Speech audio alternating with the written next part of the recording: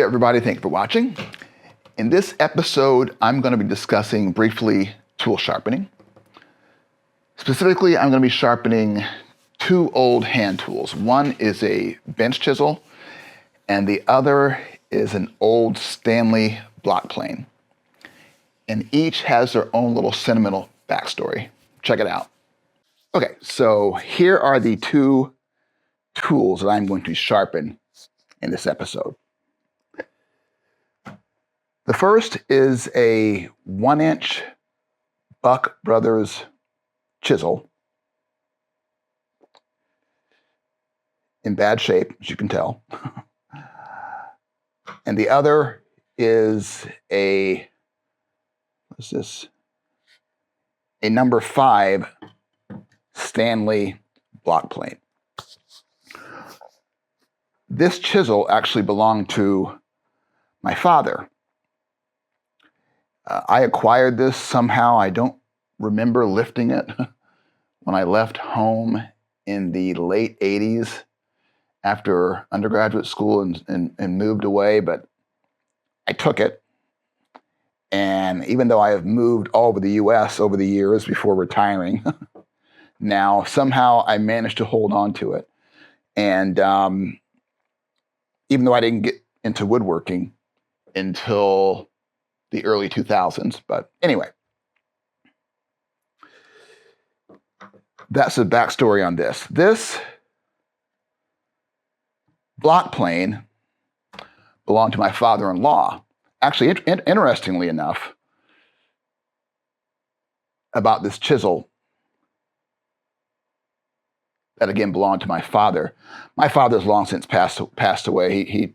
He passed away in the early 90s. And this block plane belonged to my father-in-law,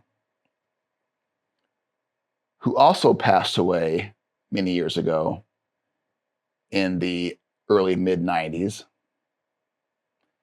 However, he did not become my father-in-law until 2016 when I met my wife. I married my wife. But again, they passed away somewhat close together. And also a little backstory, without getting too long here.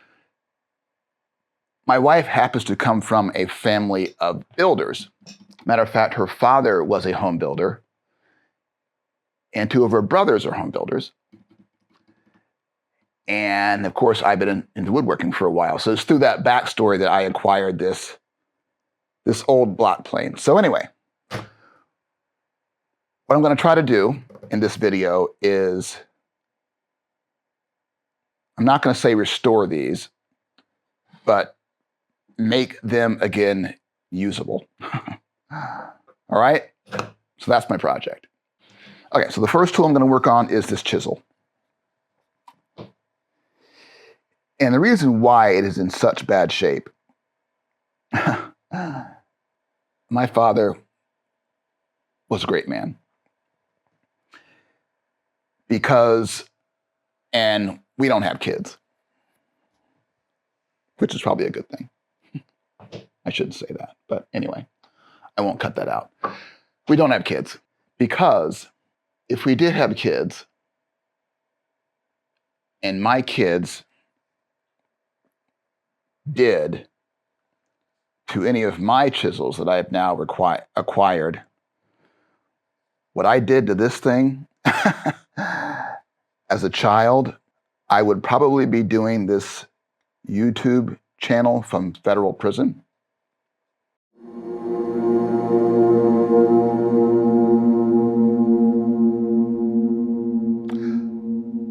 But I digress.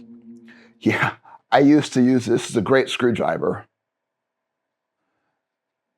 Decent for digging, you know, prying things apart and whatnot. So once I realized the errors of my ways, I treated this chisel pretty well for a while there until I, got some other tools. And it ended up like this again. And I think my father would be okay with how I'm using it these days. I'm sure it would be. But basically, I use this to remove glue from surfaces where I don't want the glue, either on woodwork or from my little assembly table, which I put wax on it, but still, or my workbench. But that's why it looks so bad right now. But I know I can make it work again, so that's what I'm going to do now.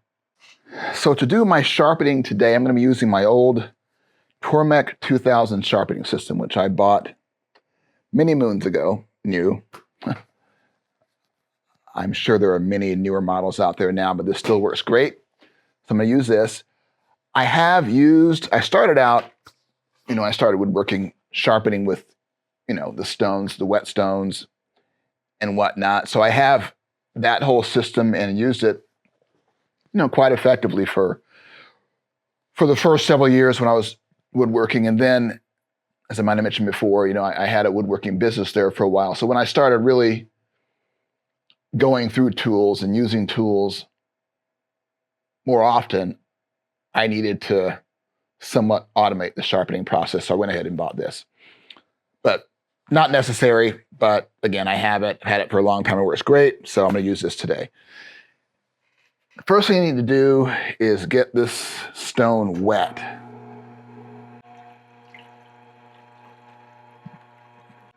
And if you're familiar with this system, you'll know what I'm doing here. I'm waiting until the stone gets sufficiently saturated. There's a little water level in there that you don't want to go beyond. But while I'm getting the stone ready, I'm just putting water in here to, again, get it sufficiently saturated so I can start sharpening. Okay, so I cut ahead there. That looks pretty good. And I'm not going to call this a product review. Again, I just want to basically go through very quickly how I approach sharpening, because sharpening obviously is a very important process in woodworking, so that's what this is for. But anyway, for this stone here, you can kind of see some black marks here. That's steel from past usage. So what I'm going to do first here before I start is use this grading stone to kind of clean the sharpening stone up. All right, so that looks pretty good there. So the first thing I'm going to do, again, like I said, is the chisel. So what I'm going to do first is just use the side of this stone to kind of clean up a lot of the glue and crap that's accumulated for too long.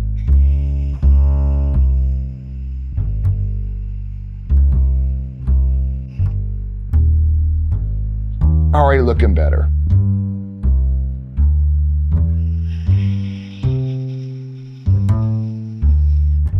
My father would be proud. And in case, I think I mentioned it, my father was not a woodworker. He was actually more into mechanics. He was retired from military, 26 years, master sergeant. He was in the Signal Corps in the U.S. Army. When he got out, he went on to teach auto mechanics at a vocational school in Indianapolis for many years until he retired from that. But he would say he liked to tinker around the house with stuff, so that's why he had a few woodworking tools laying around. Next thing I'm going to do is obviously sharpen the blade. Okay, so basically how I do it to help me set the height of the rest or the support is I eyeball it, basically. And I'm going for a similar angle on this chisel that was already there. I'm not trying to increase or decrease the bevel. I basically want to copy what's there. So that being said, what I'm going for is the height of the rest, or keep calling it the rest, the height of the support arm and the placement of the chisel in the tool rest to be set such that when I have the tool on here and the wheel is turning, I'm getting contact all the way across that surface, which is destroyed right now with glue. That's what I typically go for. If anything, sometimes I'll steer the adjustments towards the front of that edge just to speed up the sharpening process. But I won't make a habit of doing that time and time again because obviously I'm then changing the chisel, which you could do if you wanted, but I try not to do that. So.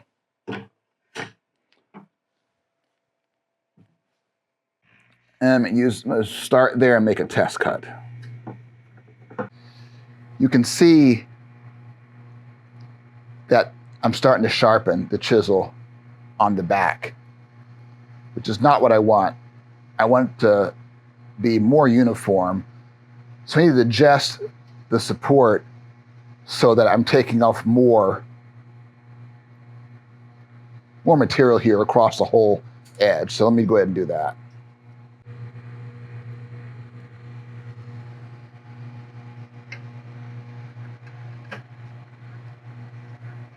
Test.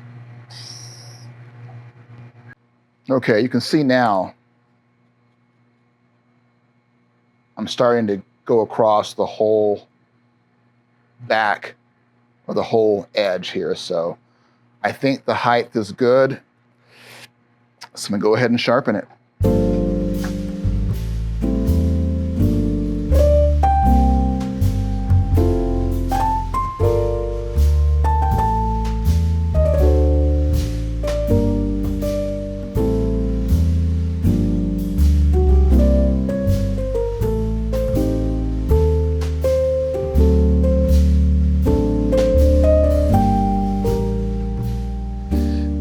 Okay, so I've now cleaned all the junk off this blade. Looks pretty clean, but it's still not sharp enough. What I am gonna do is go ahead and add a secondary bevel on the very edge there. And to do that, all I'm gonna do is raise the tool rest a little bit. Mark off the edge.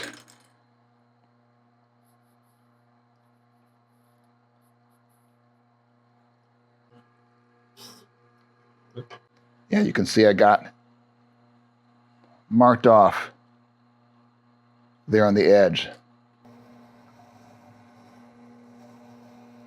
I think that is good enough for glue removal.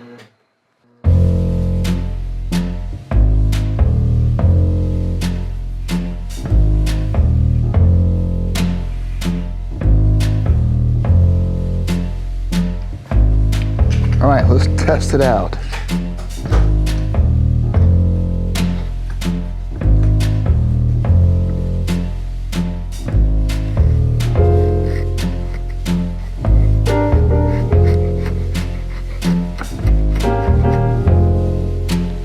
Again, I think this is good enough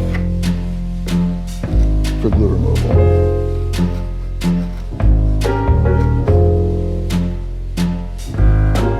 All right. Okay, so now I'm going to work on this hand plane. And just for illustration purposes, I brought out my Lee Nielsen number 5 hand plane, which is the same design. You know, I don't know what the year of this plane is, but how can I say this nicely? Certainly the quality, I think it's without dispute, of Stanley hand planes has changed over the years. But let's look at this one. And what I'm gonna do first, I've already got some oil on it just to kind of loosen it up so I can get some things apart. But let me just kind of disassemble it and see what we got. Let's see here.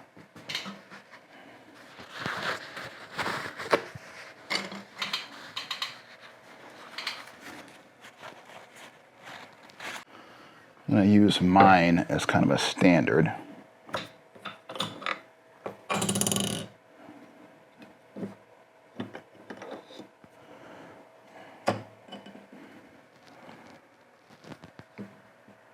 You can tell that the process for adjusting the frog of the plane is different between the two. And I think at this point, I'm going to leave this one alone. Again, not trying to distort this thing. I just want to make it work, but I'm going to leave this alone. And I'm going to do two things. I'm going to, oh wow, this little clamp is broken. That holds down the blade. I just noticed that, but oh well. Let me separate the chipper from the blade and take a look.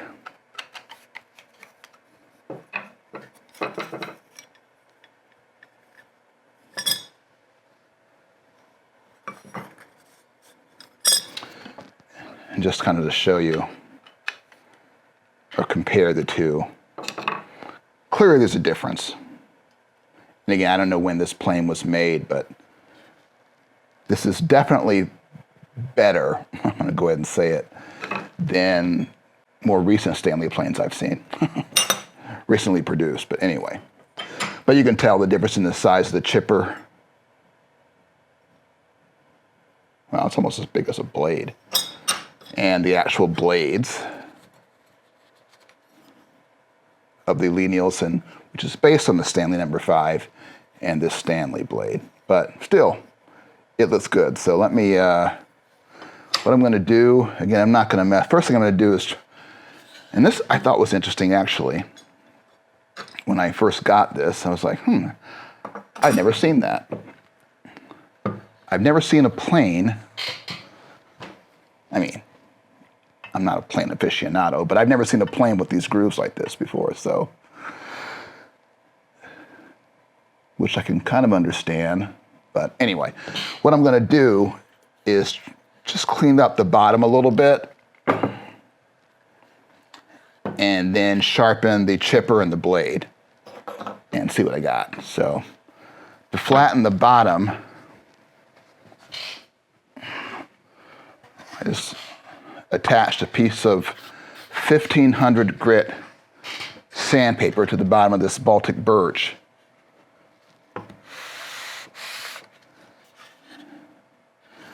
It's wet sandpaper. Put a little water on here. I'm going to have this oil, plain oil, that I use to minimize the rust. But let me just put a little water on here and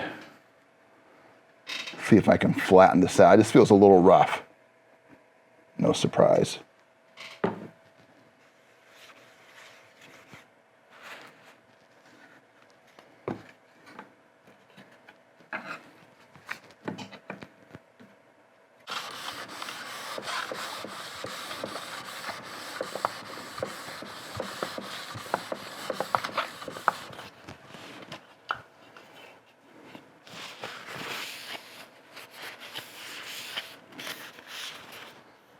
I think it's mostly just rust or whatever. It's not bad, you can tell. A little rough, but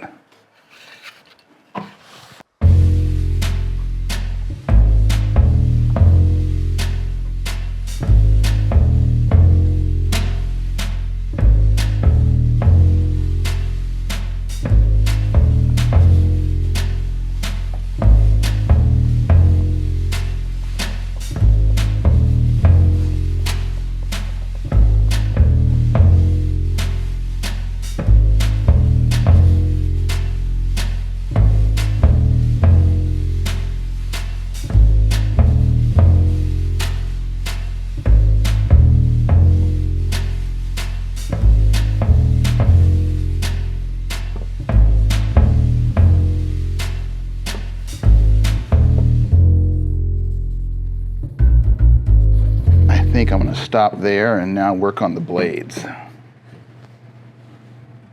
Okay, so the first thing I'm going to do here is clean up the chipper a little bit.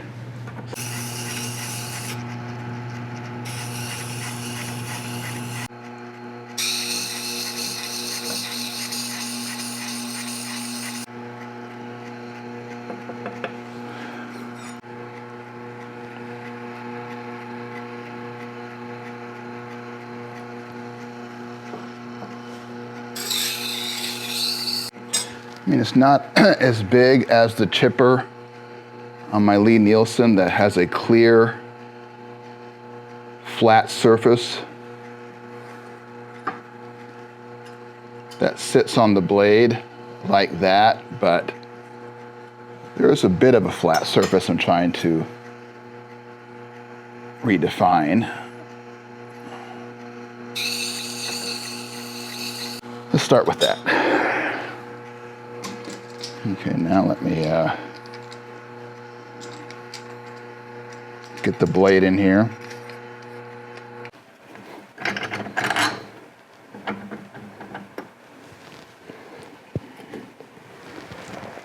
That's pretty good.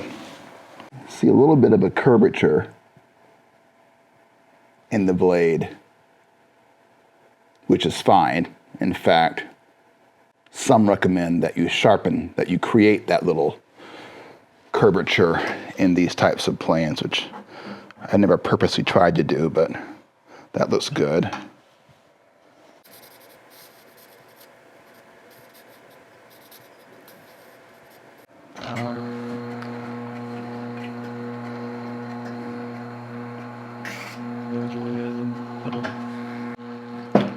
You can tell where that hit, right there in the middle. Maybe you can see that. That hit right there in the middle. I think I'm going to keep it right there and try to flatten this out.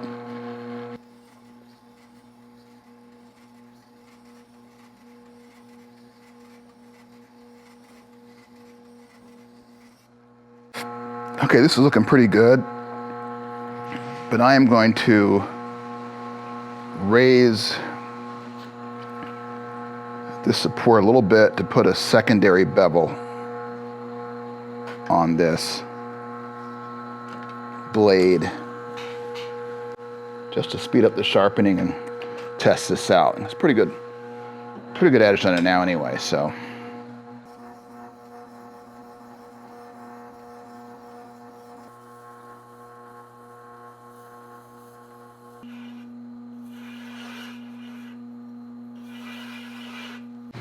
All right, let's put this thing back together and see what we have.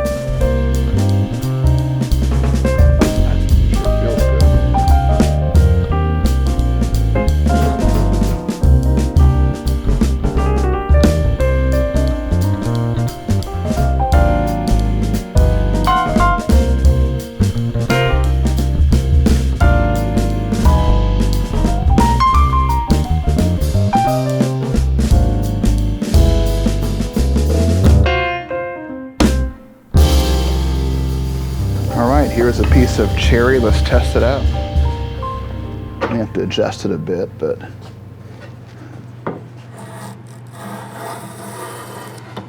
yeah, you can tell it's not straight. Let's see here.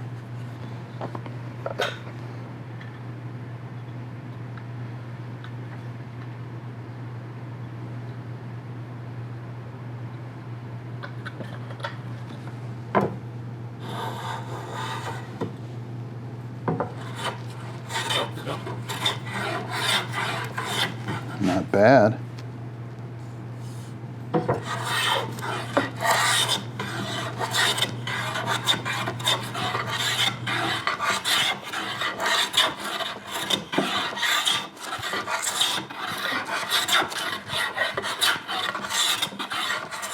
I'm telling you, it's not bad.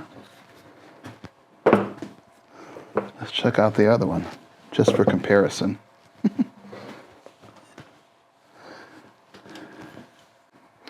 I obviously didn't sharpen this blade, but I sharpened it the last time I used it. So it should be pretty good.